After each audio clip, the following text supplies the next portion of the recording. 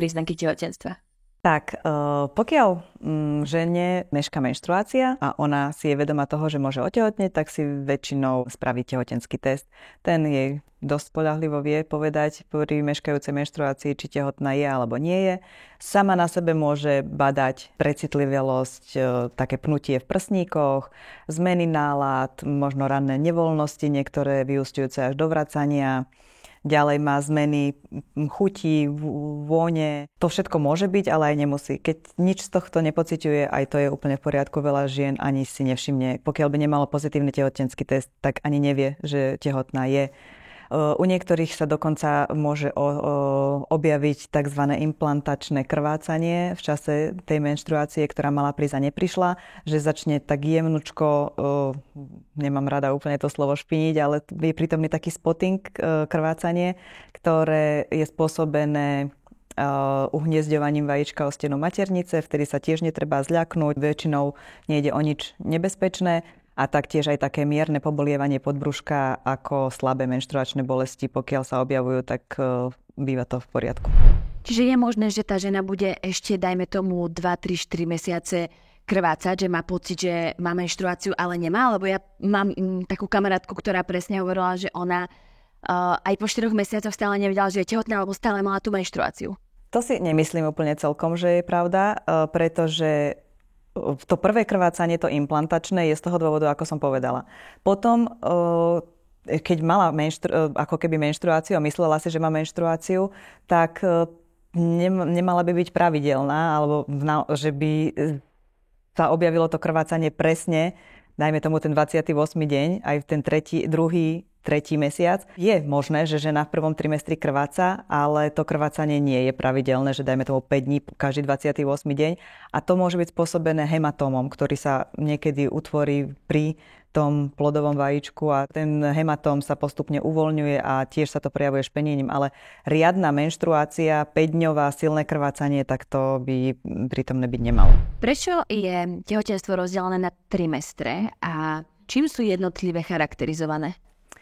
Tak rozdelenie tehotenstva na trimestre nemá ani taký zjavný medicínsky význam.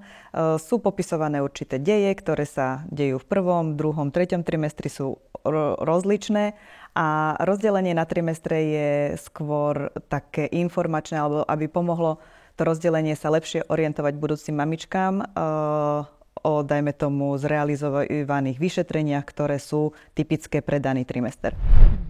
Je počas týchto trimestrov nutné nejakým spôsobom upravovať jedálniček a líši sa to v tých jednotlivých trimestroch? No, jedálniček, to je taká všeobecná otázka. Ja by som k tomu, tá téma je na dlho, ale čo by som k tomu povedala je, že nie úplne platí, že tehotná žena by mala jesť za dvoch a v tej zmene, ako si sa pýtala, že či tomu, sa to líši v prvom a treťom trimestri, tak je vhodné povedať akurát to, že keď je žena tehotná prvý trimester, kedy ani nevie, že tehotná veľakrát je, nemá žiadne zmeny na tele, není zvýšená hmotnosť, tak má dostatočnú fyzickú aktivitu, ktorú nie je obmedzovaná zvýšenou váhou, dajme tomu, alebo tehotenským brúškom. Čiže má dostatočný aj energetický výdaj, lebo môže viacej chodiť, je taká mobilnejšia. Takže aj tá stráva, ktorú príjma, môže byť tomu prispôsobená, lebo aj čo spapá, tak to aj vybehá, dajme tomu, alebo vychodí. Čiže ten výdaj tam je prítomný väčší, ako potom žena, ktorá už je v pokročilom štádiu tehotenstva, veľa sa jej chodiť nedá alebo nechce, tak a tam by mala byť upravená tá strava v zmysle tohoto. A ako je to s užívaním výživových doplnkov? Veľa žien, keď otehotnie, tak si nasadí rôzne doplnky, vitamíny a podobne, čo sa niekde dočítali. Čo sa tak odporúča užívať v tom tehotenstve? Treba to konzultovať aj s lekárom? No, za mňa tak radím ja svojim pacientkám alebo ženám v ambulancii, že pokiaľ má žena dostatočný príjem vitamínov, je pestrú stravu, bohatú na ovocie, na zeleninu, dostatočné vitamíny príjma, tak nie je potrebné nejak extra nejaké výživové doplnky. Nie sú štúdiami potvrdené výpovedné hodnoty, že sa niečo tým zmenilo, že tieto výživové doplnky užíva. Každopádne, čo je potvrdené, je dobrý vplyv kyseliny listovej. Dobre je ju začať užívať, dajme tomu mesiac, 2 pred plánovaním tehotenstva a potom počas celého prvého trimestru je potvrdené, že užívanie kyseliny listovej má dobrý vplyv, alebo teda predchádza defektom neurálnej trubice. A môžu mať nejaké z výživových doplnkov aj naopak nežiaduce účinky? To si ako veľmi nemyslím, že by tam boli nejaké nežiaduce účinky. Skôr tie produkty, ktoré obsahujú, dajme tomu vitamín B6, majú väčšiu chuť do jedla a tým viacej priberajú. To je tak za mňa asi taký nejaký jediný.